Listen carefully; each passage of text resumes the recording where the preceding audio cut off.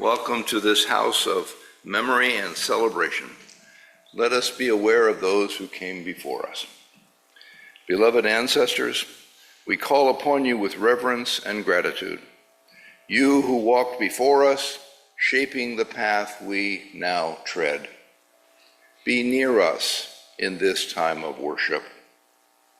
We thank you for the gifts you have given, your courage, your wisdom, your love that echoes through time. May your presence guide our choices, your strength steady our hearts, and your blessings flow into the lives we are building. Walk with us still, that we may honor your legacy in all that we do.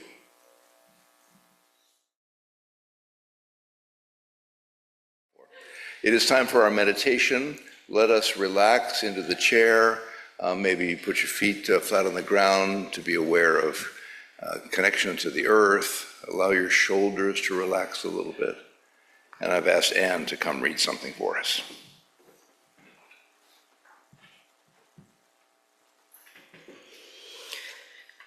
You might think of memories. This is a memory I wrote of my mother.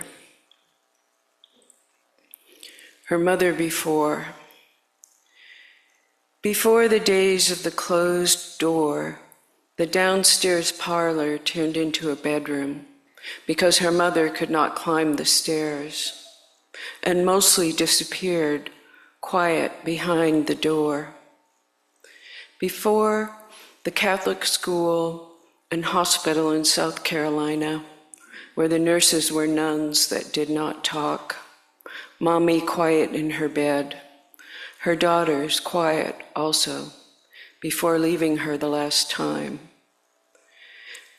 Before the linoleum hallways of little rooms with other girls in them, like her, with a window that looked out onto the lawn, a window that looked out to the past, to the days before, when there was her mother, with her hair up in dark braids, wearing the stylish white sheath with tiny flecks of red thread in the fabric that made it look like it was sprinkled all over with red rice.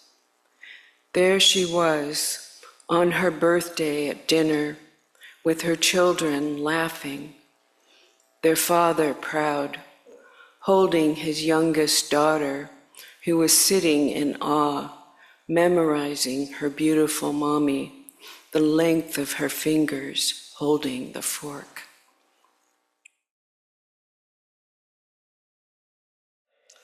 This story that I want to ponder today, Coco, Disney made a movie out of it, and it's about the Day of the Dead. And it's not quite then in the calendar yet. That's next week. This is preparatory. We're warming up for the ceremony, which is a lovely thing, and we'll do it with great respect next week and bring pictures to put on the ofrenda. Young Miguel, the protagonist of our story, grows up in a very traditional family in a small town. They have a workshop. They make shoes. They're all right. They've got a nice little compound for their home. They're financially comfortable enough. The problem is, in the family, years ago, something happened. Great-great-grandmother Imelda got married to a very charming fellow who was a wonderful musician, singer, and they had a baby, Coco, the name of the story. But he, being a musician and ambitious, went off to do music, traveled away, and never came back. Imelda, hurt, crushed, heartbroken from the abandonment, declared that there would be no music in the family. There's no music in the house. We don't do music. She was so wounded by this abandonment. And this is generations later. Our young protagonist, Miguel, grows up in this family, a warm, loving family, except for this one strange rule: no music. The enforcer was abuela, grandma, abuelita.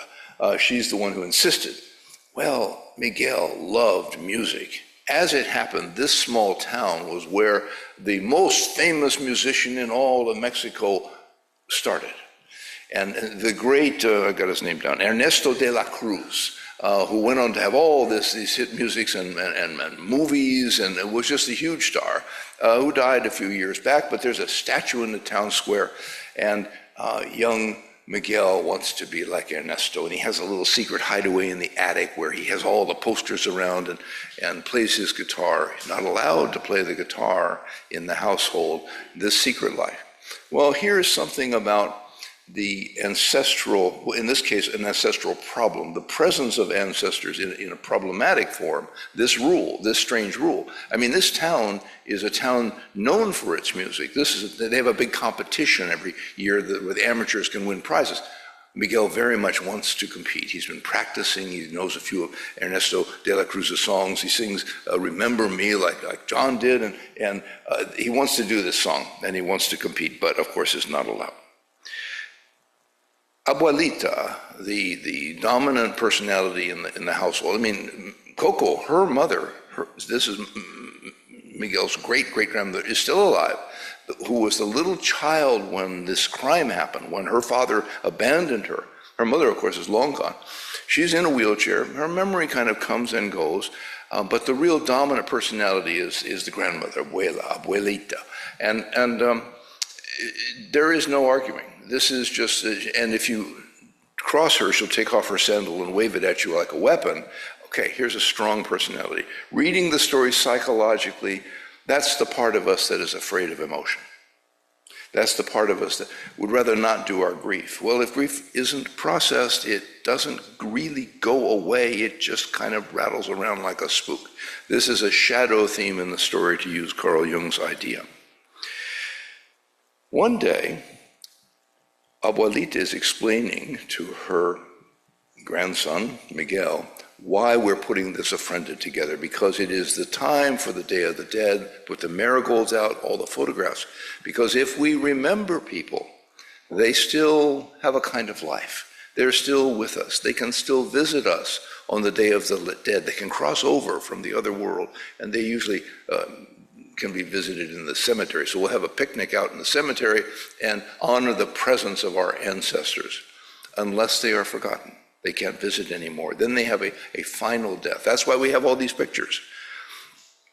One he's particularly interested in is the one with Coco as a little infant, a toddler and a babe in arms. And he looks at it and accidentally breaks it when Abuelita isn't looking, and he sees that there's a little more to the picture, and he kind of unfolds and sees that there is the father. And he knows why it was folded over, because he's not spoken of around here. He's the one who betrayed and abandoned and is gone. This is the lurking presence of ghosts, if you will, the spirits, the personalities of the past that shaped the present and are still here in their way. Now, the face has been torn off, but he sees the guitar.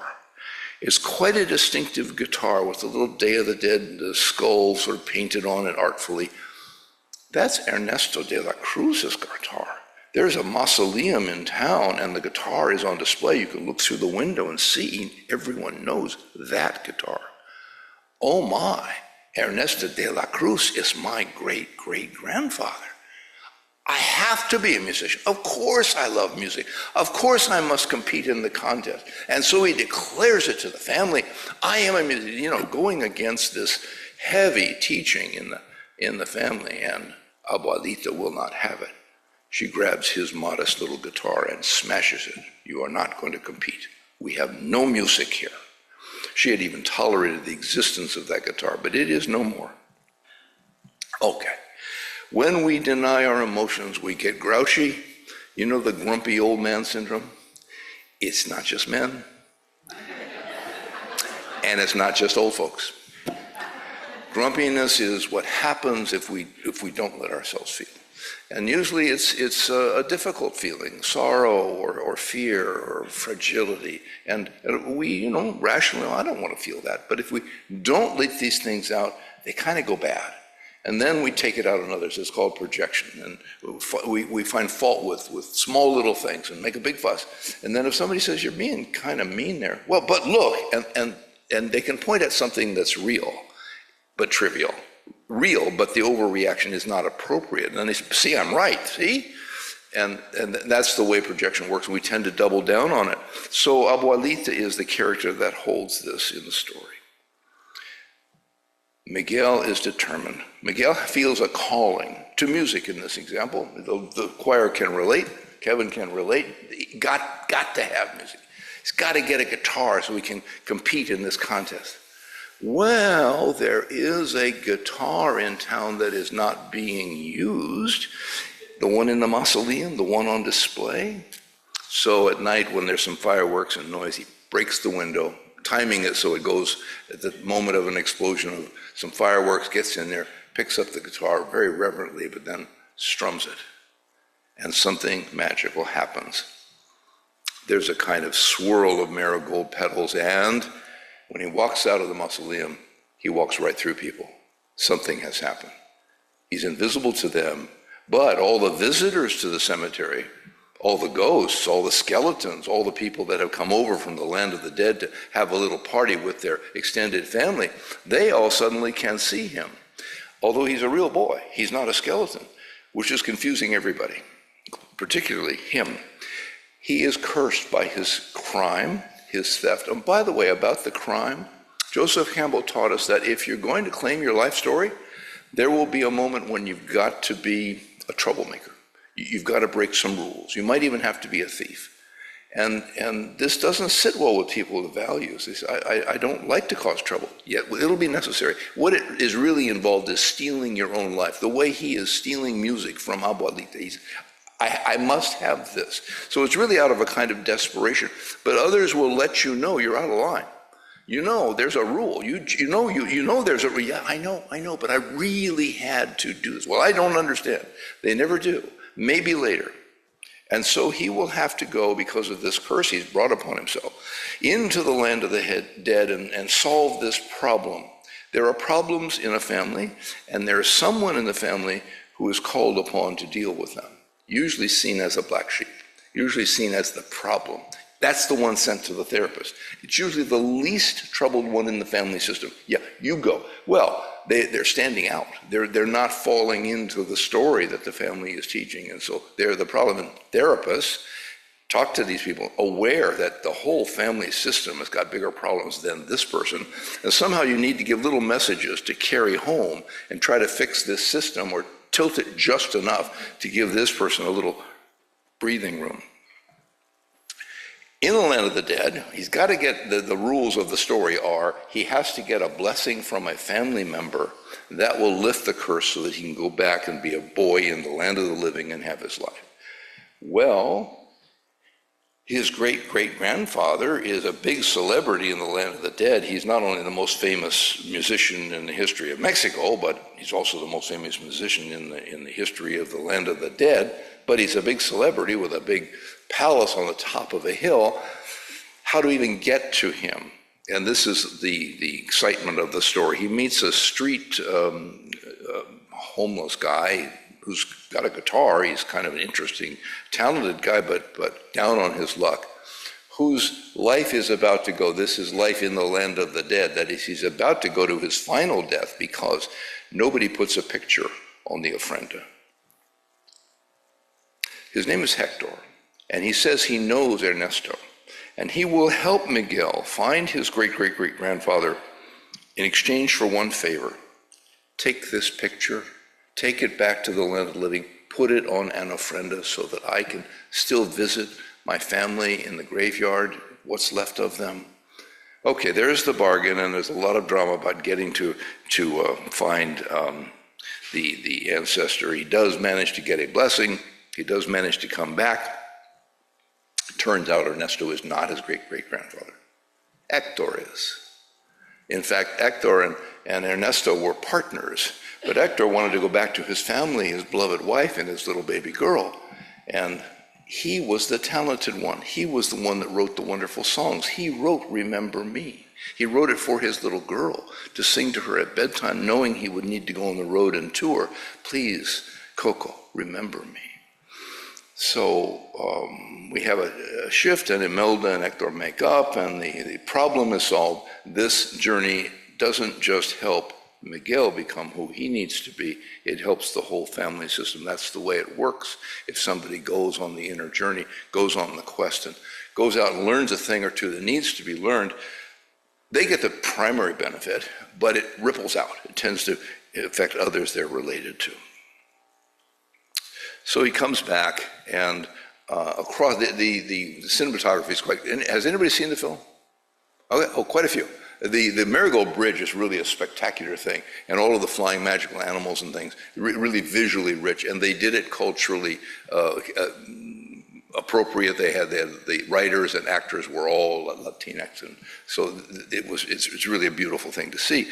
And he goes to Coco, who by now is deep in dementia, doesn't remember, and it doesn't even speak. She's still in her wheelchair, she's still alive, and it's very sad for her daughter, the difficult abuelita, but a loving daughter, that her mother doesn't even know who she is anymore.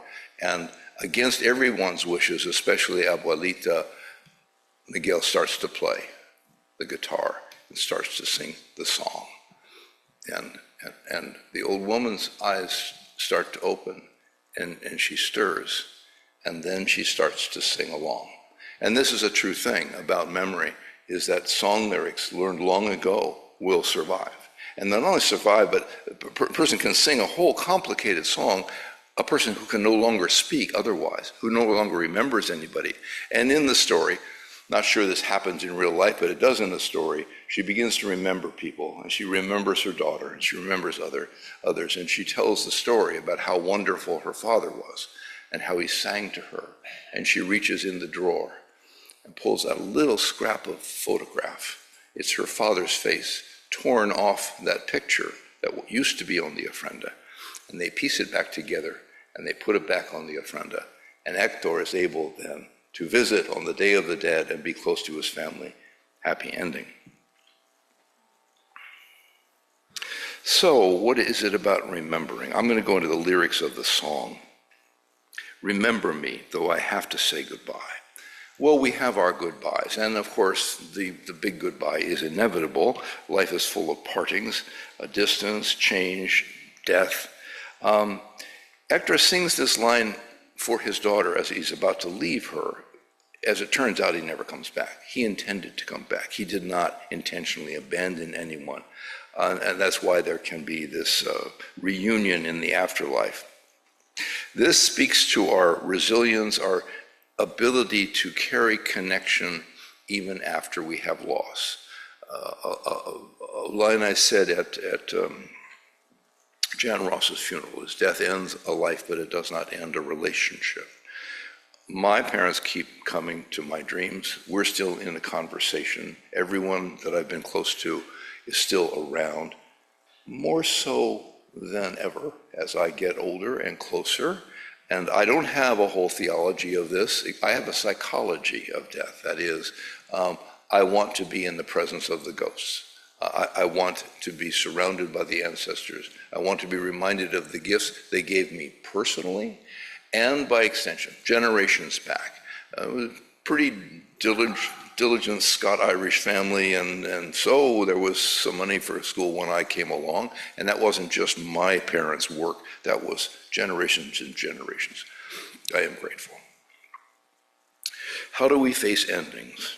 Do we cling, or do we trust that love endures beyond physical presence? Remember me. Don't let it make you cry. This is not a denial of grief, but an invitation to transform it. Tears are natural, but despair does not need to consume us. This complicated family that in a way is sort of a sad situation for Miguel at the beginning isn't a prison sentence. It's provocative. It causes him to go in search. It causes him to find transformation. For even if I'm far away, I hold you in my heart. Distance does not sever love. Hector's words echo through the generations, reminding us that emotional bonds are not limited by geography or even mortality. In psychological terms, this is the power of internalization. We carry those we love within us. The heart becomes a sanctuary for enduring connection. It even echoes mystical traditions. The soul is never truly separate from that which it loves. I sing a secret song to you each night we are apart. The secret song is a beautiful metaphor for inner dialogue. In the film, music is the thread that binds.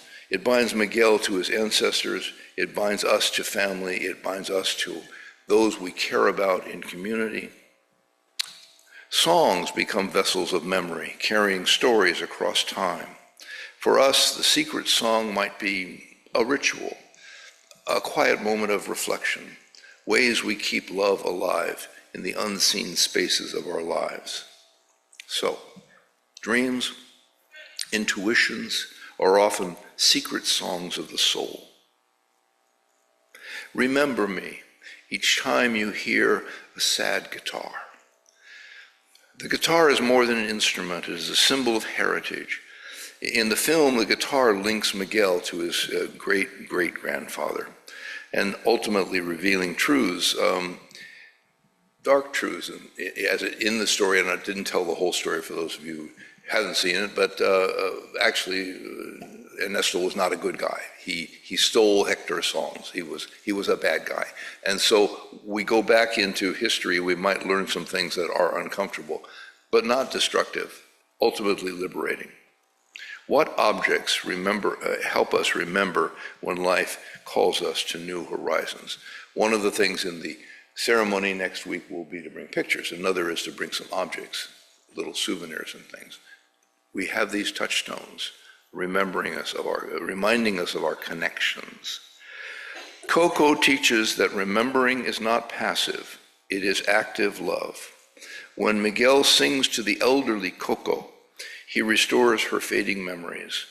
The moment is luminous. A child becomes a healer through remembrance. It tells us that memory is relational. It is how we keep each other alive in spirit. So I invite you to listen for the ancestral music in your own life. What stories, what melodies shaped you? Action steps. Well, in addition to participating in next week's ceremony, you can make a small ofrenda in your living space, a little shelf, a few pictures, a flower, an intentional act of remembering, of having that love near you in physical form that you can see, that you can be reminded of, and come in and say hi. Hi, Grandma. And I don't think we even need to work out a theology or what belief system is behind it. It's the practice that matters. It's the love that matters. About those bridges, that's one of the details in the film that stayed with me. These beautiful marigold bridges, and they're just flower petals, but it's magic, so we can cross over.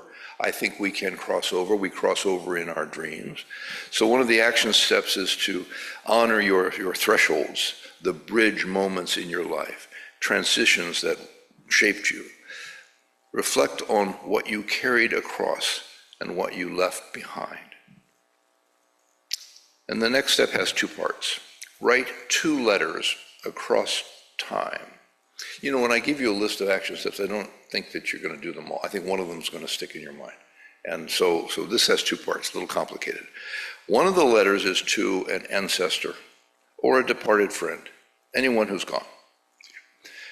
Express anything that was left unsaid. Express your appreciation. If there's any problems to be solved, find the compassion, figure it out, let it go. Or just accept that it is, and yet there is still a connection. And then the other letter is a legacy letter. Write to future generations. I mean, you can write to your grandchild if you want to, but you might write to your great-great-great-grandchild. And if you don't have kids, your great-great-great-grandnephew and nieces and whatever, just write to the future. What matters most to you? What values do you hope will survive? This integrates your conscious values with your longing for continuity. You have been here. You have done things. You have held values precious. And they will be here when you aren't, in various ways. And the last piece is also a little written meditation. If you come back from the journey, from the inner adventure, if you come back with some insight, what do you want to bring back? What do you want to bring back from your reflection, from your transformative experience? Is there some treasure that you want to hold close to your heart? That's my reflection. Namaste. Blessed be. And so it goes.